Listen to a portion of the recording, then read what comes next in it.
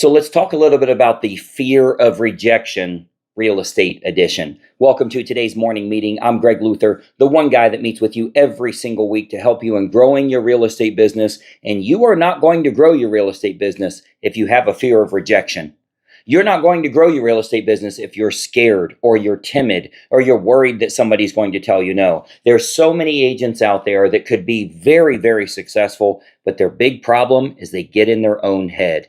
And we kind of psych ourselves out a little bit. And I'm sure you've seen this before if you've made calls before, or you've went on appointments, or you've tried to have a phone conversation with someone. Once you get that first one out of the way, it's so much easier, but we really psych ourselves out. And we're so worried somebody's going to tell us no, or we're so worried somebody's going to ask us a question that we don't know an answer to, or we're so worried about what is misconstrued as the fear of failure.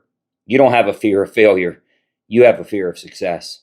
Because the fact is, if you had a fear of failure when it came to feeding your kids, you would never stop fishing at that pond down the road. You would be fishing in the rain. You'd be fishing in the sun. You wouldn't have a fear of not catching fish. You'd have a fear of sitting at home and not being able to feed your family. So you'd go out there and do anything you could do. You'd find a stick of dynamite in order to succeed. You don't avoid going fishing because you're afraid you might fail.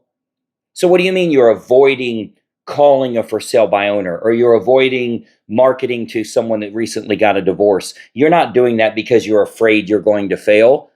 By sitting at home, you know you're going to fail. So that's a big, big issue. And I want to talk a little bit about that because it is such a concern for agents, and that fear of rejection is big. And it really holds back so many real estate agents. And I wanted to show you some numbers here so you can see winners versus losers. The fact is, you have to not have a fear of rejection. You have to know rejection is going to happen. You can't have a fear of failure. You have to know that's part of the game. You're going to go out there and sometimes you strike out. And that's part of it. You go back out there and you hit a home run next time, but you can't be worried about how the pitch is going to be thrown. You can't worry about, am I going to swing correctly, or I need to watch more videos, or I need to practice more, I need to learn more, I need to consume these 7 YouTube videos and get on these 5 webinars and do all of this stuff before you actually take action. Let me tell you about some people that did okay and some people that did horrible. In basketball, there's a gentleman named Michael Jordan. You might have heard of him. He had 12,192 successful baskets.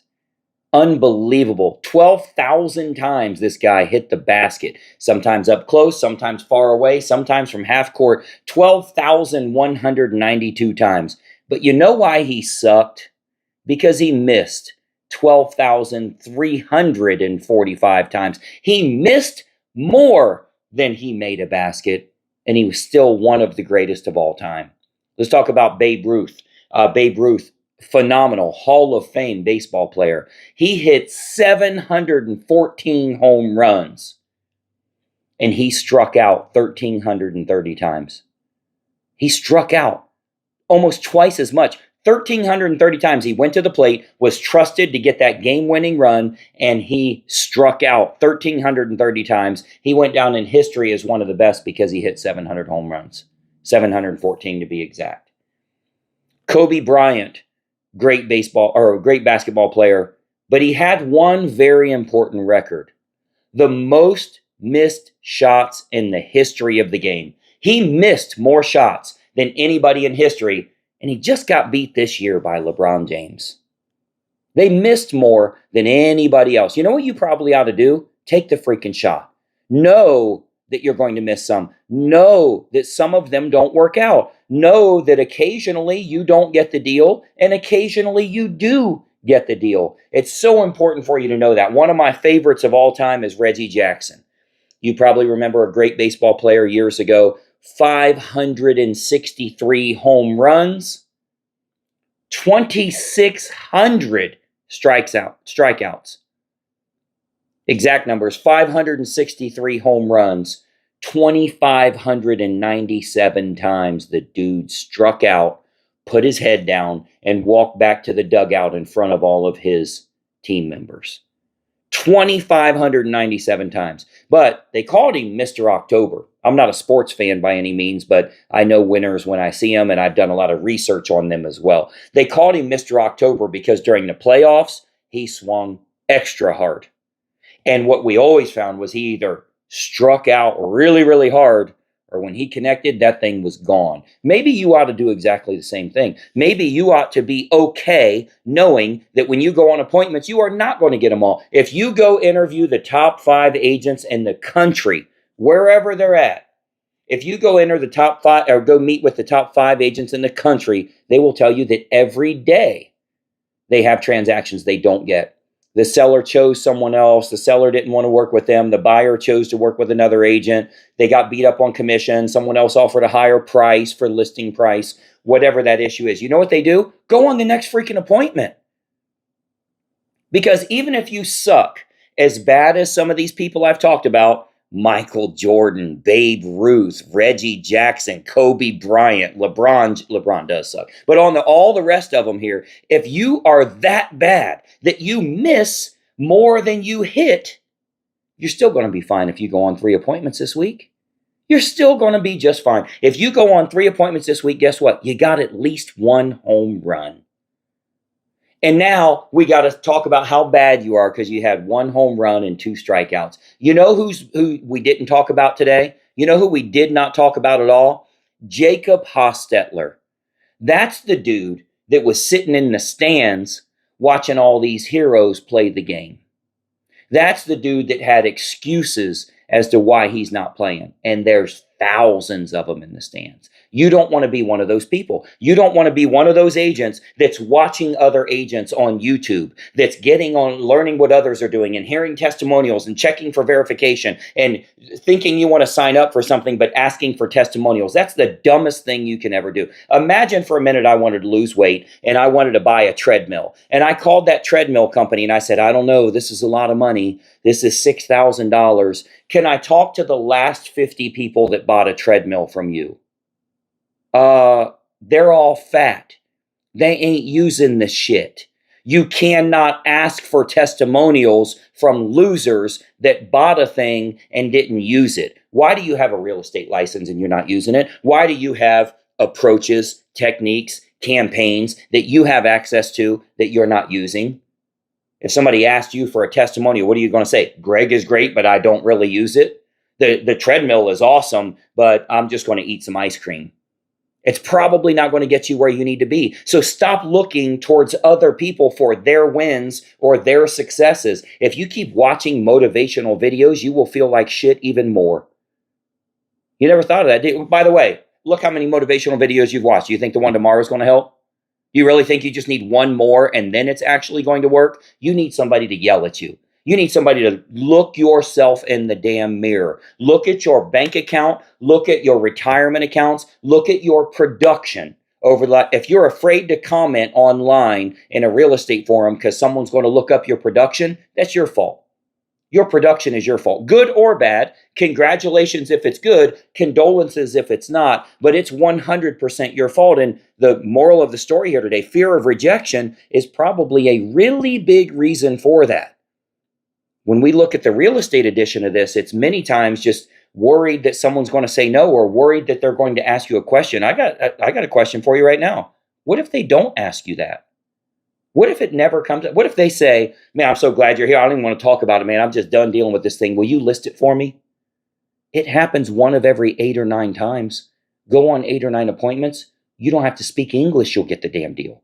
You don't have to know it could be your very first transaction. But I got to tell you, the top agent in the country gets rejected every damn day of his or her life.